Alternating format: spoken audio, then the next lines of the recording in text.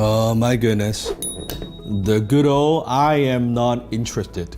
Now, how many have heard of this one before? Comment below. I'm not interested. Well, we are happy with the vendors or supplies that we have right now. Or, we're not thinking of switching anytime soon. Have heard of those objections, right? But basically, it's variation of I'm not interested. Now, most salespeople, when they hear this objection, what I notice the most, the dumbest thing they would say is this: why are you not interested? Who gives a damn? They're not interested. Why are you arguing with the prospect? It's like the worst thing that you could say, because now you're getting into a fight. Why does the prospect have to justify to you why they're not interested? Although chances are the prospect is lying. Prospects lie all the time. But that's not how you handle it. You need to handle this objection with a little bit more finesse. And today I'm going to give you a few ways to do this. Now, understand this. Salespeople, they get defensive when they hear I'm not interested. Suddenly they kind of like, ooh, they feel hurt because they feel like it's a personal rejection. Well, it's not a personal rejection. Don't take it personally. There are so many other reasons why they're not buying right now. Sometimes it could be just timing. May not have anything to do with you, your product or service. Just timing or budget, or they're not the decision makers. I could go on and on and on. So don't take it personally. Statistics shows 80% of sales require at least 5 follow-ups to close the deal. 5 freaking follow-ups, right? So this is just maybe the first or second time you're talking to a prospect.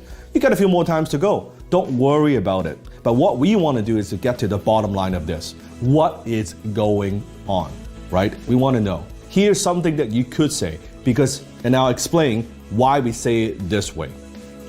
Well, I'm not interested. Hey, Mr. Prospect, I understand. Let me ask you a question. The next time you're looking for blank for your product or service, could I be the first person in line that you speak to with blank? Hey, Mr. Prospect, I understand. Can I ask you a question? Next time you're looking for a new sports car, can I be the first person in line that you speak to maybe get a second opinion? Boom. Now you've set the stage. You're setting up for future business. You're getting some more information. All I'm asking is a permission to contact them, to follow up. They might say, yeah, sure. 99% of the time they'll say, sure. Because you're not trying to fight, why are you not interested? Can I be the first one in line that you kind of check with or get a second opinion or get a quote? One of those quotes, they'll say yes, great. And then now you have a perfect excuse to say, can I send you some more information, so you have that right next to your desk or right next to your ordering information. Can I send you some information so that you have that in front of you? So next time when you think of us, it's right there. Boom. Very, very simple, right? That's one way to handle it. Second way to handle it. Before I get off the phone, what might have to happen before you begin looking for a different company, solution, product? Fill in the blank. Now, this question is very powerful. Write this down, memorize this. Before I get off the phone, you're getting off the phone.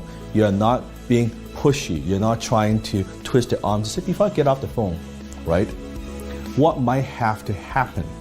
Notice the word might. What might have to happen, right, for you to begin looking for? I'm not asking you to buy right now. I'm not asking the prospect to buy. I'm simply asking him, I'm asking her to just, what might have to happen? Now, they might say, well, the price would have to come down, or I would have want to see these features. I would have want these things, or I would have want these services. That's good. Write these down. These intels, right? Next time when you follow up, you could use these things. Let's say in 2-3 months, you go back to the same prospect and say, hey, we have made some changes. Now we can actually provide all these services that you kind of talked about, that you shared with me last time, and you go from there. You see how this works? It's all about setting up for the next sale. You and I both know, you're not going to get the first sale right now, right? You're not going to get that sale today. That's okay. We're setting up for the second and third follow-ups. You're going to close those sales there. But instead of, you sound like defeated. That's not how it works.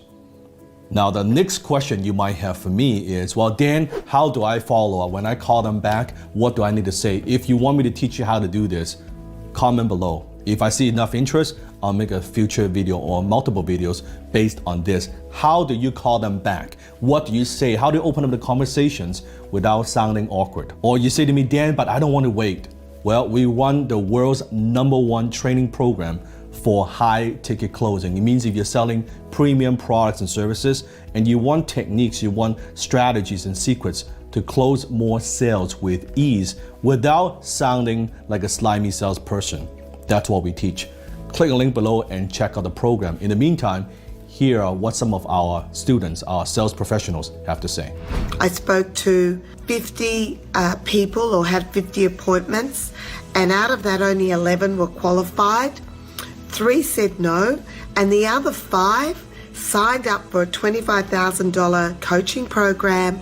I have the deposits for all of them, and I've started 4 of them in the program. So I'm very excited about that. Hello, I haven't really been posting in a while.